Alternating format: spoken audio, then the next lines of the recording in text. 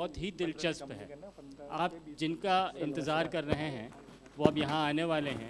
वो एक ऐसे आईएएस हैं जो लगातार झंडे गाड़ रहे हैं। आईएएस बनने की अपनी कहानी होती है, आप ये उनकी कहानी उन्हीं की ज़ुबानी सुनिएगा। मैं मंच पर पूरे आदर के साथ आमंत्रित करता हूँ आईएएस अविनाश लवानिया साहब को। अविनाश जी, ये तालियां बताती हैं कि कितना बेसब्री से आपका इंतज़ार हो रहा था, और ये इंतज़ार को हम और नहीं बढ़ाएंगे।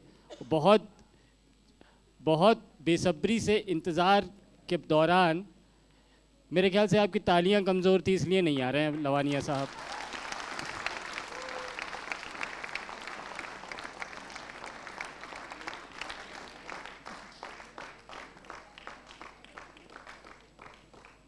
तालियां कम थी शायद।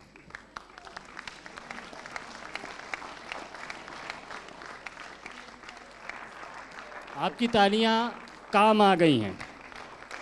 और अब आपके सामने रूबरू हो रहे हैं भोपाल के कलेक्टर और मध्य प्रदेश कैडर के IAS Avinash Lavania ji.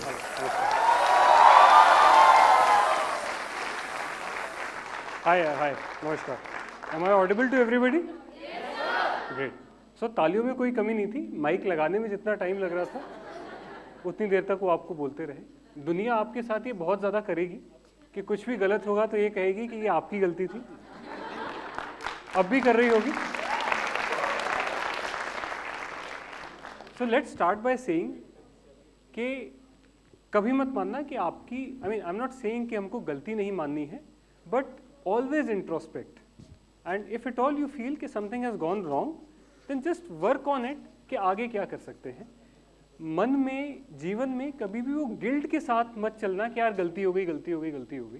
Because let me assure you, कितना भी बड़ा व्यक्ति हो, कितना भी इंपॉर्टेंट काम कर रहा हो और कितना भी सिंसियर हो, गलतियां सबसे होती हैं। And the worst thing that you can do about a mistake is to continue with the guilt of that mistake. So never do that. Okay, another point, हम लोगों की जो लाइफ में कहीं भी पहुंच चुके होते हैं, जनरली ये टेंडेंसी हो जाती है ज्ञान देने वाली टेंडेंसी, राइट? तो उसमें प्रॉब्लम ये होती है कि हम सिर्फ अपना ज्ञान देते हैं विदाउट रियलाइजिंग कि आपको वो ज्ञान चाहिए भी कि नहीं चाहिए। So to avoid that tendency within myself, I would just speak on one small point that I want to really harp on to all of you, and after that I will take questions.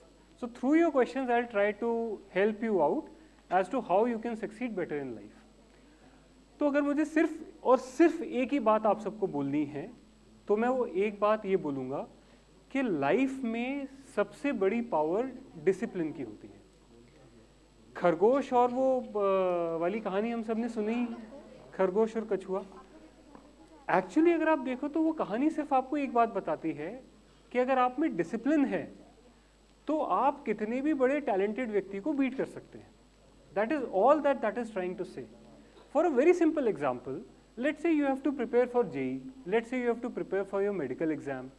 Now imagine किसी एक बच्चे ने अगर 6ठी class में decide कर लिया या let's say 7th class में डिसाइड कर लिया कि यार मैं रोज़ 2 घंटे अलग से अपने एग्ज़ाम प्रिपरेशन के लिए दूंगा, तो 7 से लेके 12 तक 5 साल में 300 दिन भी अगर उसने साल के लगाए और 300 इंटू 2 करिए, 300 इंटू 2 600 घंटे, एंड देन 5 साल 3000 घंटे। नाउ टेल मी कि अगर किसी ने 12वीं क्लास में डिसाइड किया कि यार I have to be the best and he starts preparing, please calculate, अगर वो रोज 6 घंटे 7 घंटे भी इस व्यक्ति से ज्यादा लगाने की कोशिश करेगा तो भी वो इसको बीट नहीं कर सकता, because of the capacity that he has developed over these so many years. This is the power of discipline. It would often happen you would find somebody to be extraordinarily brilliant. लगता है ना, कभी कभी आसपास किसी को देख के लगता है कि यार ये कितना ब्रिलियंट है। There might be 5% people in this world whom I would say are extra gifted, extra talented, there is no doubt about it. But most other people that you find कि he is more gifted या he is more talented are not actually more gifted or more talented. It is just that they have given that particular subject a lot more time in his life than you. उसने पिछले 5 साल 6 साल में उस subject को इतना time दे दिया है कि things come to him naturally. and that's why he appears to be more brilliant than you, or he appears to be more comfortable than you on that subject. So the only way to beat such a guy is you have to cross that time that he has already given. So again and again I'll tell you, life में कुछ भी कीजिए, अगर आपने discipline को पकड़ लिया है तो आज नहीं कल, कल नहीं परसों, you will be able to beat anybody. It's just a game of numbers. Thank you.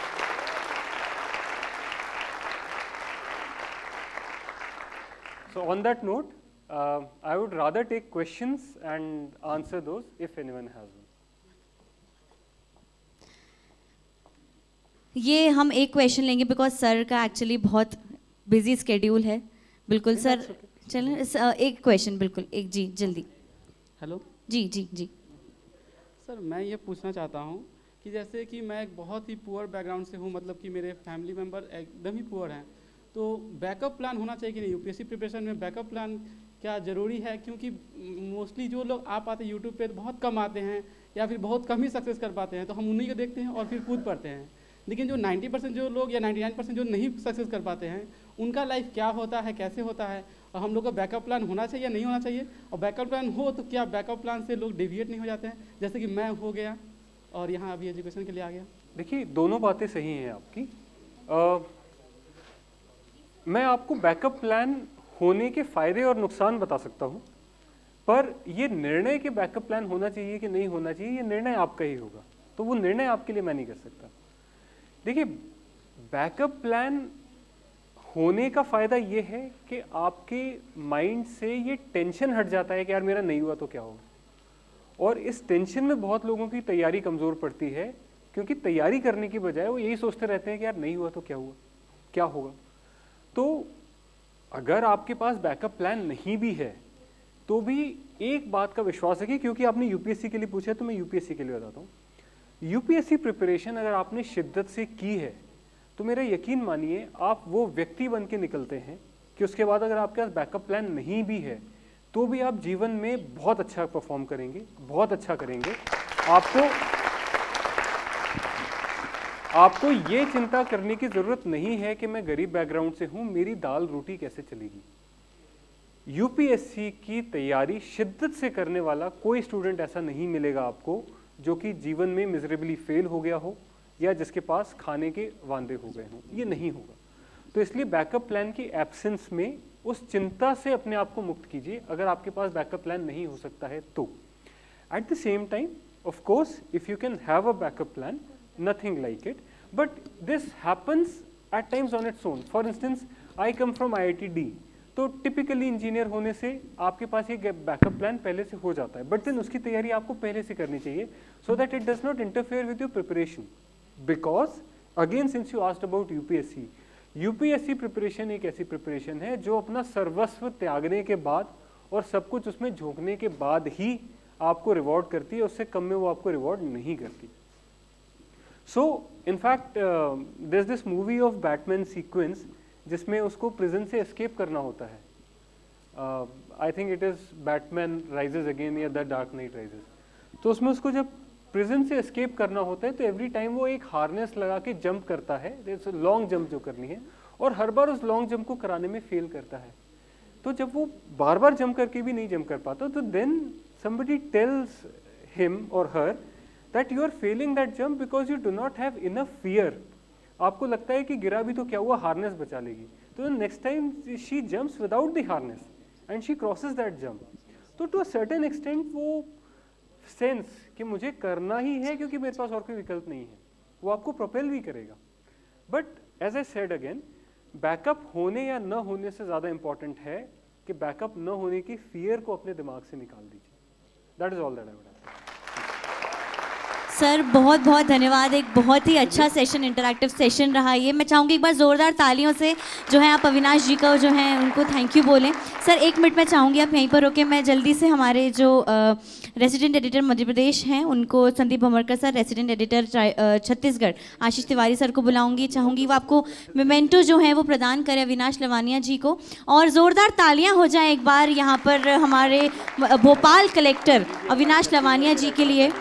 और एक अच्छा सेशन, एक काफ़ी एजुकेटिंग सेशन ये रहा है. सर बहुत बहुत धन्यवाद फॉर द टाइम.